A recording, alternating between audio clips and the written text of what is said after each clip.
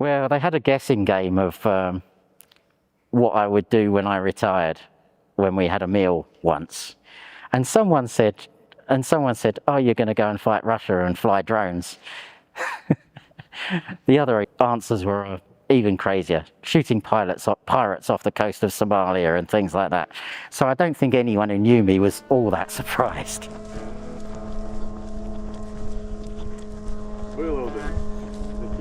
Yeah. So we have our drones. You can tell those. They sound like light aircraft. The Shaheds, everybody knows the nickname mopeds. And then the high-pitched are interceptors. And it's important, obviously, to know the difference. Hitting the far distance, and you can tell by the length of time it takes how far away that is. There we go. Nearly 30 seconds. Maybe 10 kilometres. So, change of personnel. My friend Scrat's gone on leave. This is my friend Miko, Ukrainian friend. Hi. He has a wife and a dog in Kyiv. His dog misses him very much. Not sure about the wife. But I have 2 cats also. Oh, 2 cats, but they don't give a shit. Cats never ever do.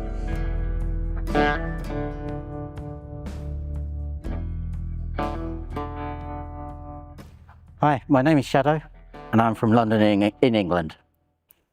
I am ex-military, a few years in the infantry. Since then, I've kind of kept my hand in policing, being an armed officer, etc.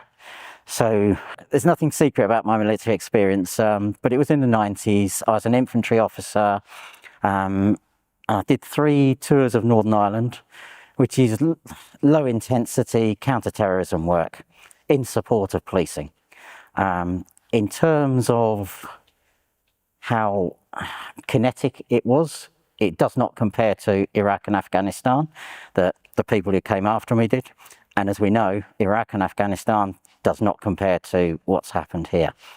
So I went out, tested my physical ability, still if I could still do it. It's one thing being gym fit, it's a completely different thing to fight a campaign. So I did stuff like running with Bergens and then across the Cairngorms in really, really bad conditions. And once I knew I could do that, not just survive, but be a useful member of the team, I kind of decided, right, I should go. So after the physical side of things, where I knew I could do the job again, the hard bit is explaining to your wife why you want to go.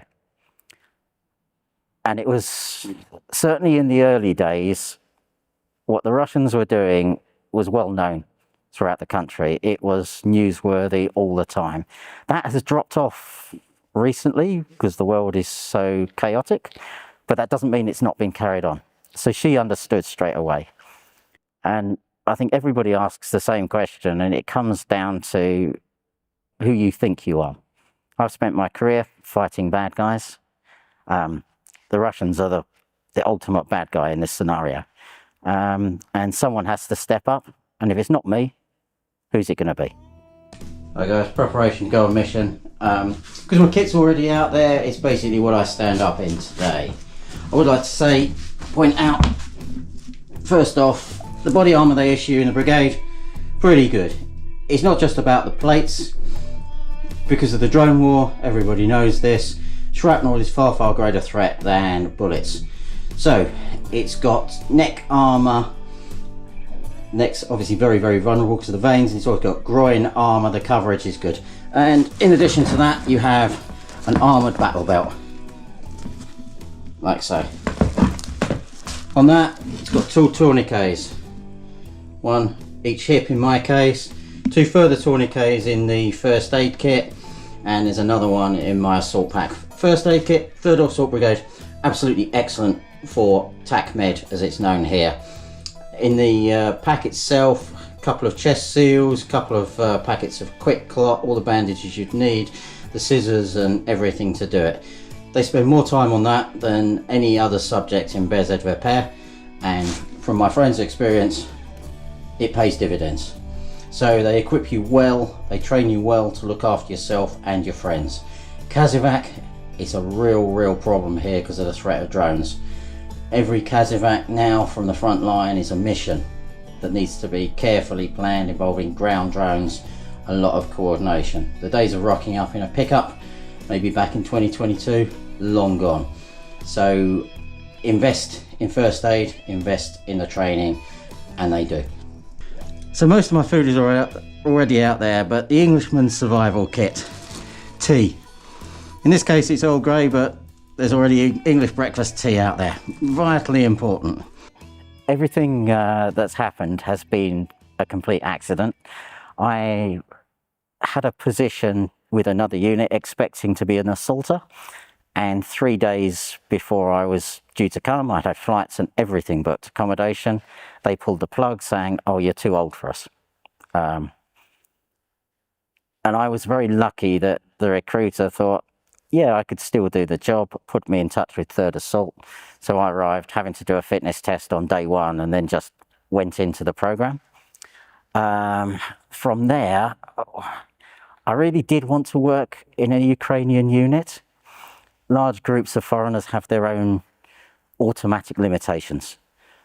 Communication, obviously. So I did want to do that. I'm also a guy who's been in a small team environment. I didn't want to be a big organization. And when I missed out on a chance of like a recce assault unit, I actually leveraged a contact to try and get myself an interview. I was back in London recovering from an injury and dealing with a personal issue, and I missed that. So I've leveraged a friend, and out of the blue, after my CV was put out, someone from Air Defence said, "Oh yeah, you might be interested in us." So I spoke to him and we talked about the various options, and I said, yeah, combat role, and from there it's ended here. Ти як старша позиція виходиш, так? Так старша позиція зими. Так а що в мене сама? Ну, красивого, молодого. So I work in what's called a drone interceptor team, which is new technology, and Ukraine is clearly the world leader, and other countries have been finding out the importance. Лети по азімуту 218. Basically, if your enemy is throwing $70,000 missiles at you, you can't use interceptors costing $3 million to take each one down. So Ukraine, with its innovative ways, came up with a low-cost solution, and they are drone interceptors. So that's what I do. And the technology's only a little bit of a year old. I did a drone course in Ukrainian. It was an interesting few days, really interesting few days. But I'm a technician on that team, which means getting the drones ready, making sure they're charged. There's a certain amount of technical background you need, but not a massive amount. So the routine that we've got is like we rotate for the positions. So when you're back in your home city, you're decompressing, doing your laundry, also going to the range, maybe getting a couple of new skills, maybe using drone simulators, but generally low stress, although you might get some missions to help on resupplies, and you're preparing for your next deployment. When we're on deployment, especially when we set up the position and then had to take it all apart, that would be hard work, and you'd work 18, 20-hour days. Just setting everything up, making sure all the drones are charged, and then you get into a routine.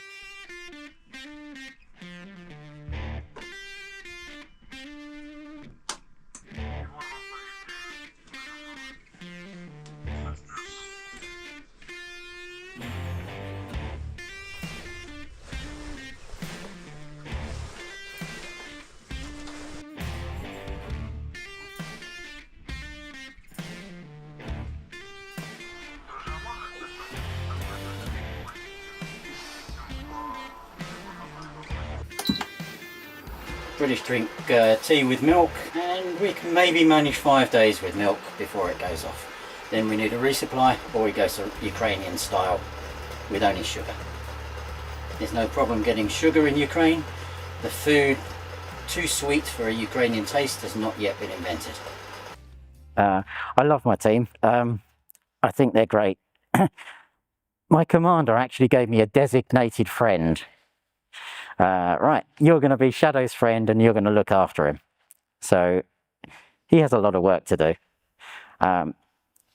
He spoke excellent English. That's why I'm on that team. There's another guy, another really good guy who spoke some English. And then there's the pilot who spoke no English at the start, but he's already better than me at than I am at Ukrainian because he just picks it up really quickly. So the team is really good. And I can't emphasize that enough.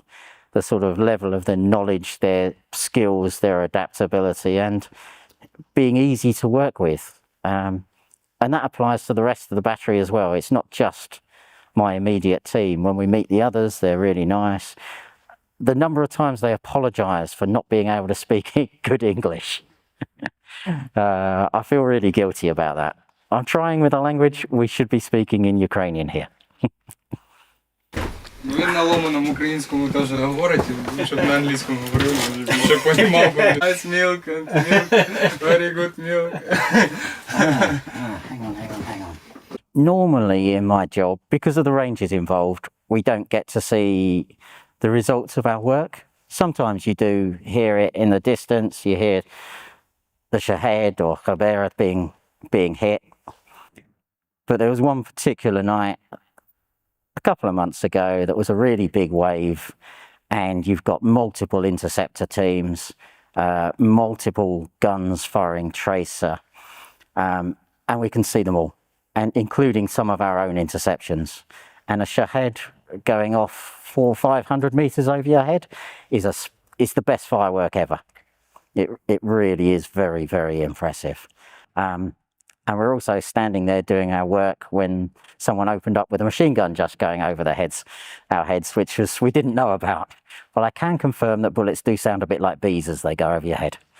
So that was I wish I'd filmed it, because you see the battles over Kyiv, it looked like that on that occasion, and that's not every night. I don't think anyone in Western Europe expected us to be here. I mean, I can remember Britain's most senior soldier saying, the era of peer-on-peer war is over. Warfare will be expeditionary forces putting out fires, counter-terrorist work. And yet here we are in the middle of the 2020s with a major, major war, which could spread and could carry on. Russia certainly has the desire. It's whether it has the capability. So 10 years ago, no, I didn't expect to be in a war. Maybe 2022? Yeah, that's the first time I thought my life will be in a war. It's an unusual retirement, put it that way. That just because something isn't in the news now, because something else has displaced it, doesn't mean it's still happening. Everything that happened around Bucha, Mariupol, with the theatre and murder of children, it's Russian state policy. And the moral case to be here is overwhelming. This I described right at the start. I'm going to say my generations, but maybe it's the generation after me. It's our Spanish Civil War. It is as close to pure good versus pure evil as can be. A lot of wars have happened over history, and there are arguments between nations over territory and not minor things, but it hasn't been a battle between good and evil. This, like the Second World War, is a battle between good and evil. And if you don't believe that, at least think of your self-interest. Russia isn't going to stop here. It's already going to plan to attack Estonia. It's already sowing the propaganda seeds of conflict. They thought the same in Moldova as well. Russia is a revanchist, imperialist power, and Putin wants the borders of the Soviet Union again. So even if you cannot see the moral case, by self-interest, be on the right side.